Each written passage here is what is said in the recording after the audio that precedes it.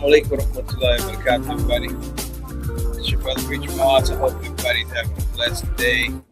Glad you can make it to the show. Another Wednesday, another Wednesday, another Wednesday. Listen, we want to give a shout out to Sister Tana. She's not going to be able to join us today, but she's doing great things. I want to give a shout out to the Standard. The Standard came to the city of Houston, in particular. University of Houston, they had an amazing symposium with Muslim athletes, people who are involved in the sports business, really talking about how at this stage Muslim athletes can find that place of peace and power and empowerment, but also I believe it's opening up to Muslim artists as well. Shout out to Ahmed Nasser and everybody who took a part of it. It's just a Nimra. Amazing presentation and collection of Muslim thought. I want to say Muslim thought leaders, if you will. To be in a space with Muslim thought leaders was amazing. Shout out to Aziz Al Shair. Shout out to brother Stephen Dixon Jr. These are football players, professional football players. Shout out to brother Ali Gay, another football player. And it was just interesting to have narratives coming out of the sports industry and understanding how important sports is to culture, particularly Muslim culture. We don't really talk about it a lot. So I want to make sure I give everybody their flowers for that. Now, on the flip side, I would like, brothers and sisters, I would like to follow up on something we talked about a while ago. It is I call this segment the United States of Irrationality. And where this came from is the fact that the more and more we're trying to make sense of the world, if that makes sense, the more and more you're trying to make sense of the world, you see that there are forces about that are utterly concerned with making sure that the world does not make sense for you. And that is the space in which they operate, that the world doesn't make sense. And if it doesn't make sense, then you don't have a place in the world that's irrational. Nobody wants to be involved in something that is categorically and clearly irrational. Hear me now. Nobody, except for the last couple of years. Well, we've seen the heights of irrational behavior at the presidential level. We've seen it in war. We've seen it in genocide. All these things that I'm telling you are not the markings of rational people. They are the markings of irrational people. And now we have a foundational piece now that people are beginning to build on this as the foundation of their personhood, as the foundation of their agenda. And it's beginning more and more, getting more and more serious. Yeah, I said this before some time ago. And I was talking to one of my good friends out of Philadelphia, man, Anwar Heyman, and we were talking about the fact that Islam in America has been framed in such a way that it doesn't look at its own history.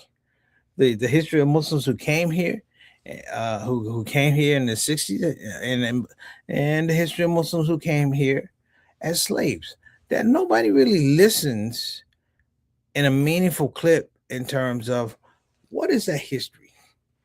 Like for Muslims who came here in slave ships from Africa, their Islam is framed a certain way, and it's framed around trauma.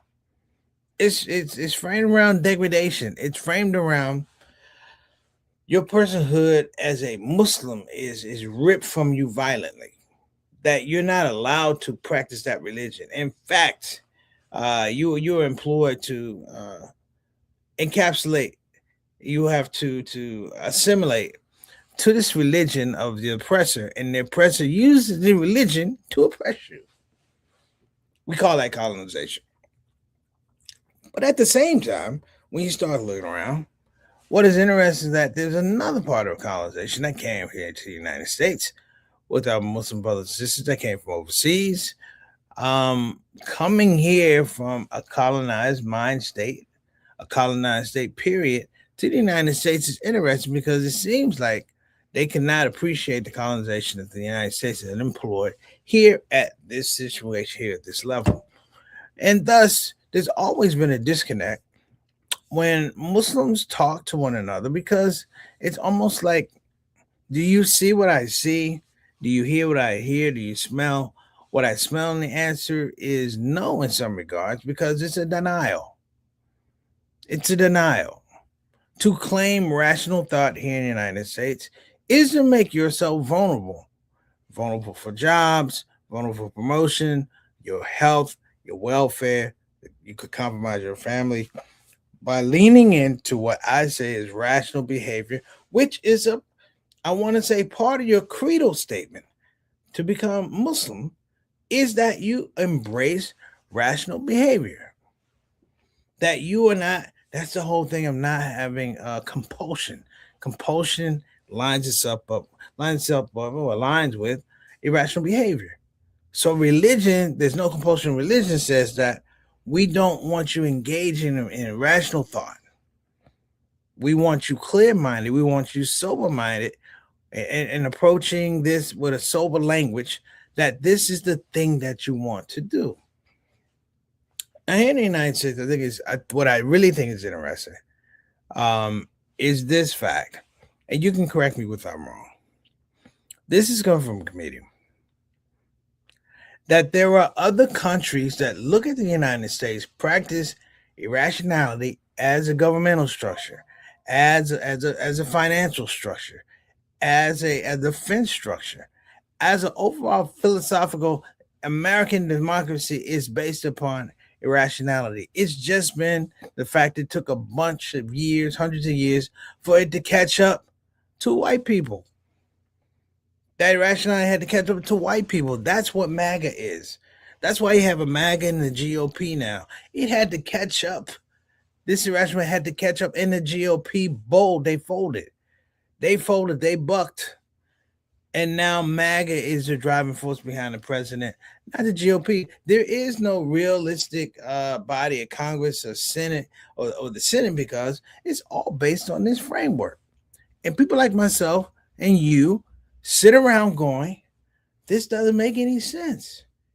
And the people we're saying about, they go, of course it doesn't make any sense. That's why it's good.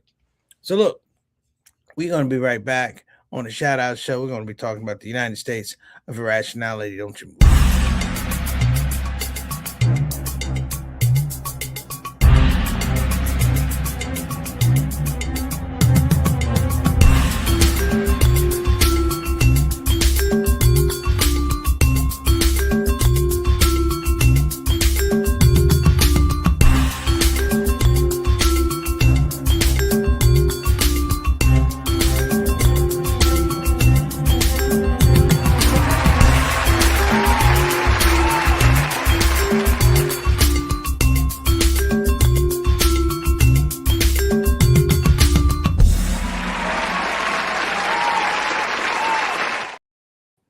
All right, I want to get into my shout out family. I want to give a shout out to Sister Ree. Take care of moms, getting us to the airport this morning. It was early, man. I'm feeling it right now, but thank you so much. We appreciate your generosity and hospitality as always. Peace and blessings to you and your family, my main man, Altaf Rashid. Wa alaikum assalam rahmatullahi wa barakatuh, good brother. Thank you so much for joining us all the way from Toronto, Canada. Our Canadian envoy to the show, we call him Mr. 6 o'clock, straight up, straight down, one of our day ones. And my main man, Bilal Salahuddin, and his queen, Sister Sonia Dalton Salahuddin, always in the house, always supporting. I appreciate you, brothers. I want to say I appreciate you, big brother. Thank you much. And big sister, thank you so much for coming to the platform. My main man, Eric Carter out of South Kakalaki. Wa alaikum assalam rahmatullahi wa barakatuh. May the blessings of Allah be on all of you. May the blessings of Allah make you smile and increase the light in your heart. I appreciate it. So let me get back to this point that I was saying. There's a dangerous thought here. And if you were watching the Senate hearings, they had Dr. Anthony Fauci, formerly from NIH. Dr. Fauci was the guy that spearheaded a lot of the vaccination stuff that happened during the pandemic. Now he's being brought up. I don't even know why he's being brought up. This is irrational behavior. You are a doctor of infectious diseases. Listen, you're a doctor of infectious diseases. All the people questioning you are not doctors. They can't, you can say whatever you want to, they wouldn't be able to verify it.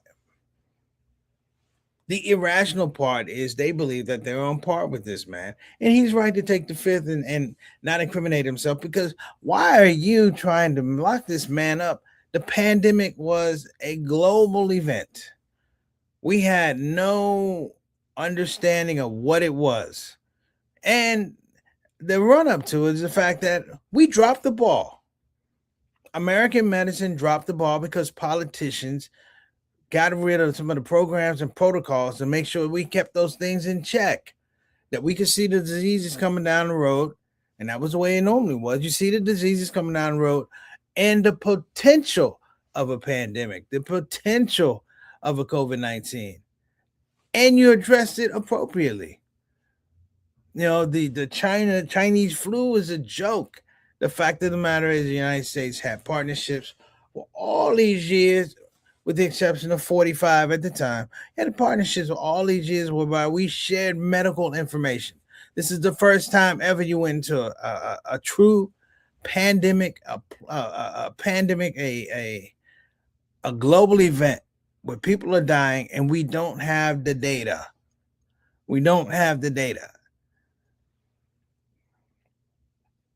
And you sit back and you go, why are you talking about this now? The pandemic was in 2020, 2021. Why are we talking about it now? Because the person who's wanting this hearing is irrational. The same guy that said, you know, if you drink some bleach, you might be able to beat this pandemic. You're talking to a guy who's dealt with infectious diseases for years. That is his career. There's nobody high at that point, because if there was somebody higher at that point, they would have gone to that person. And the fact of the matter is, here we are watching this play out on TV. And what I want you to understand is the proximity to you is close. The proximity to this is not talking about Dr. Anthony Fauci during the pandemic. This is talking about a health crisis that they want to rewrite. Hear me? They want to rewrite the page on the health crisis. They want to change the history. Over 1 million people died. Over 1 million people died, and we don't make a sound. Over 1 million people died, and we don't make a sound. You look at Palestine, right? Palestine since October 7th. Loss of life is loss of life, but it's not 1 million people. It's not 1 million people.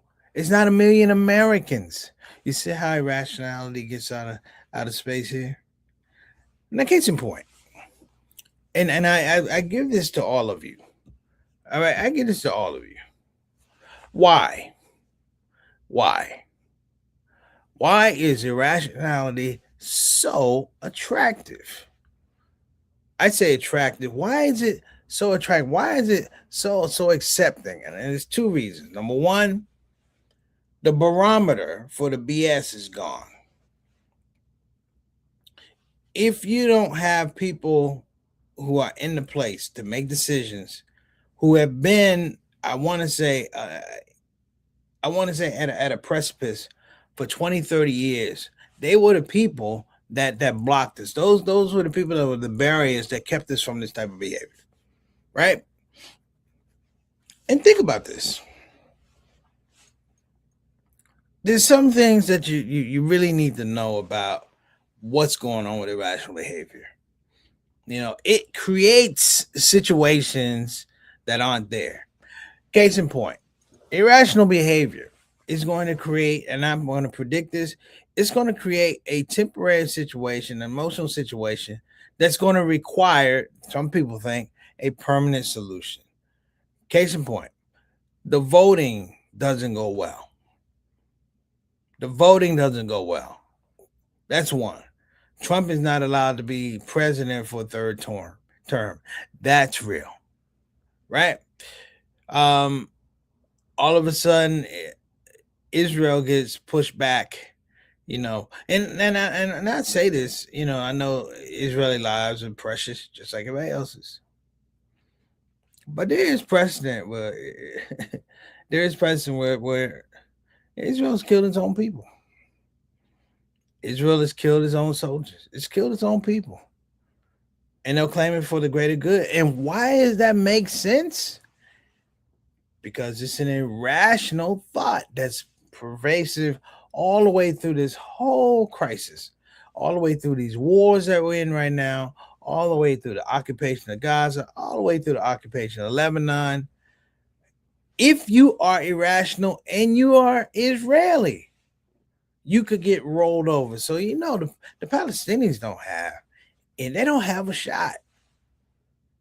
I don't want to say they're done, but they're done in a large regard, because irrationality now becomes the call of the day.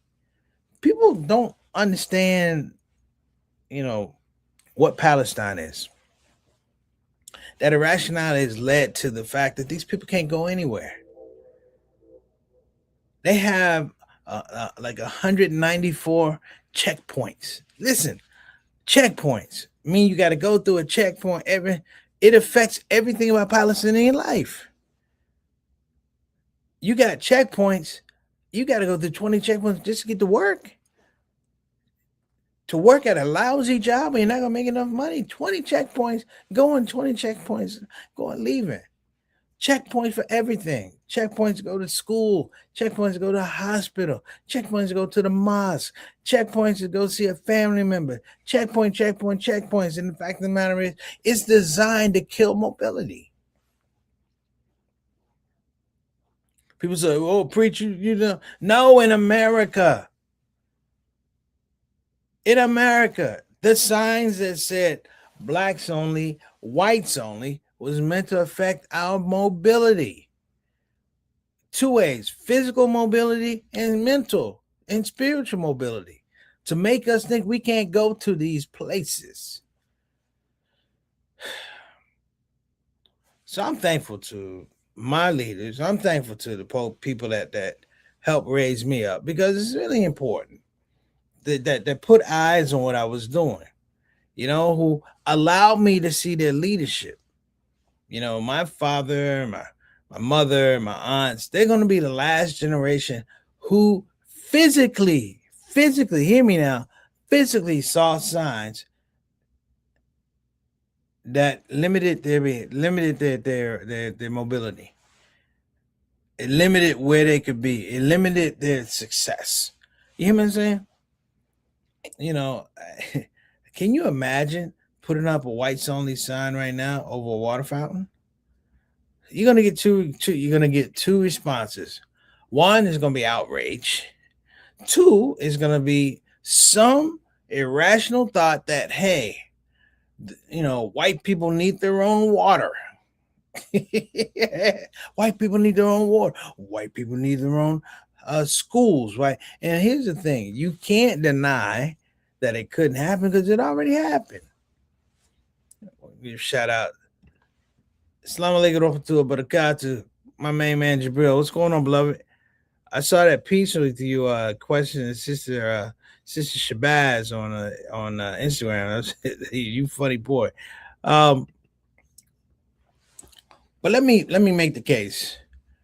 because we're short on time. But let me make this case about irrationality. The dangerous part of irrationality is not that it's pushed upon and I want to say, you know, imposed upon the wills of minorities, people of color. It's not that. It's the other side of it, that this becomes the norm for whiteness in America. This becomes the norm for white supremacy in America. That this is the toll you have to pay now. As democracy is a thing of the past in many regards, this irrationality becomes the thing where if you want to survive, you will do this. And if you don't want to survive, you go with them. If you want to do the right thing, you go with them. I didn't say the white thing, I said the right thing. And here's the deal, there are plenty of people.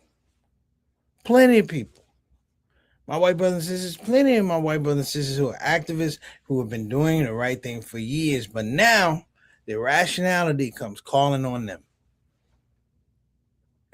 And the question is, will you join us or not? And the stakes are much higher now. The stakes are much higher. I brought up Palestine because, Israel, and this is just me talking, but Israel borrowed, hear me, Israel borrowed the blueprint for irrationality from the United States. That we had a historical norm up into the 60s that people were legally segregated and legally discriminated against in the 60s, right? And when I talk about the fallout from the 60s to get some type of base normalization now where, black kids and white kids go to school and you don't need to call in the National Guard, right? But how far along was that? How far back was that? Is this an Israel that watched slavery? Is this an Israel that watched apartheid? Is this an Israel that watched separate but not equal? Is this Israel that watched that? Because I got news for you. In 42, that same Israel came to the NAACP and said, support us. Support us. Playing both sides. Support us. And Roy Wilkins and them guys back in the day didn't know what they were doing. They weren't sophisticated back then. Not at that level, because they weren't talking about international law, international relations. They would deal with domestic issues. They were not international ambassadors. Okay? They were not world beaters in terms of being thought leaders. They were not. And they were taken advantage of. And so this relationship was fostered, right? This relationship was fostered. But let me tell you this. From my experience. The moment an African American stands up and goes, that's irrational, that's wrong, your days are numbered. Be it in politics, be it in entertainment, be it in government, be it in politics. The moment you raise up and said that status quo is next to madness. I'll go even further. If ShAItan went against irrationality, they would kill ShAItan. They would put him in the paper as some charlatan, ruin his reputation, raise all the propaganda they could against him because he doesn't support irrationality. What does it mean? In the United States, it means that you don't have to identify personhood. I don't have to identify you as a person. I can classify you as a race. I can blame your race for things without having individual proof that what you did actually was a crime. What you did actually was something that you perpetrated. Think about it. The idea of voting now here in the United States has boiled down to the fact that there are people who do not think that Black people and Latinos and folks of color and poor people are educated enough to vote. Now it's not even that. Just that. It's even further now. Now is if you look different from me, you are a suspect. You are suspicious. If you look different than this irrationality, this white supremacy, this white American exceptionalism, if you look different than that, then somehow you are an enemy. You're a persona non grata. And it's happening over and over and over and over again. Back when they had the insurrection, the day before, I said it smelled like a coup. You can go back and find the show. The name of the show says "Smells Like a Coup" to me. I was in Washington D.C. the day before that happened, and I was not surprised. I was not surprised. The only thing that was of note was the attack didn't happen. It wasn't an attack against black people. It was black people in D.C., Latino. It wasn't an attack against it. It was an attack on white people in the Capitol building. You hear what I'm saying? It was a clash of rational and irrational. And even now, we get it shoved in our face that the people who committed these crimes somehow should be a part of a fund, should receive money from a fund for being wrongly accused or illegally imprisoned. And it's just a game. It's a game.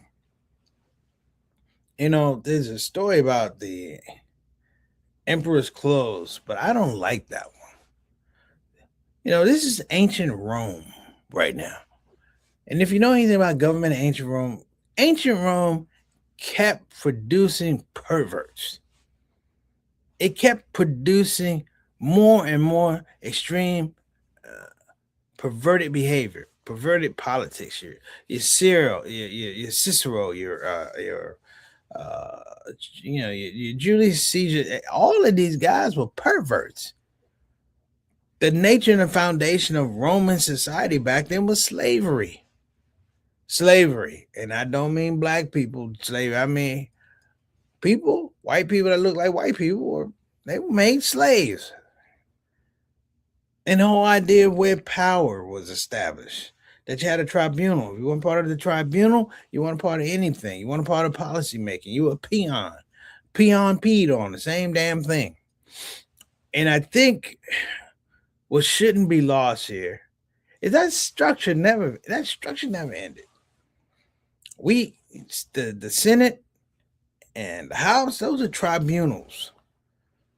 So what am I saying? I'm saying the same structural perversion is here in local and international politics. It's right here. That people can maintain positions from a weak position. They can maintain power from a corrupt seat is a thing that normally you say doesn't make any sense. It's irrational. And in that pace, we would turn around and correct the behavior. The problem is we don't correct behavior now. The problem is we're frustrated. The problem is a lot of people feel helpless in a situation. And that's just what irrationality is meant to do. But somehow, someplace, people going to stand up one day. I'm not saying this today or tomorrow, but I'm saying it's percolating. Maybe it happens on voting day. Maybe the slogan for Democrats or the people who just want change is irrationality stops here. Vote 2026. Stop irrationality. So here, let me guys give you a little bit of wrap up. I started out talking about the United States of irrationality, but let's be clear. The irrationality has been around since the beginning of the American Republic. Okay? Listen how crazy this is. You know, the first 13 states are what's called what? The colonies, right? When the United States goes in and interferes with other governments and depose, they do regime change. That's called colonization. The colonies, colonization. Is it a space that's far away? No, it's right here. I'm telling you, the perversion never stopped. I'm telling you, it never will stop. But we have to create, again, you have to create an argument that's bigger than that perversion. You have to create an argument that's bigger than the fear. You have to create an argument that aligns with the will of the people. And inshallah, the will of the people in this case will align with the will of Allah. Listen, you guys have been great. I appreciate it. Think it's not illegal yet. Take care now. Assalamu alaikum.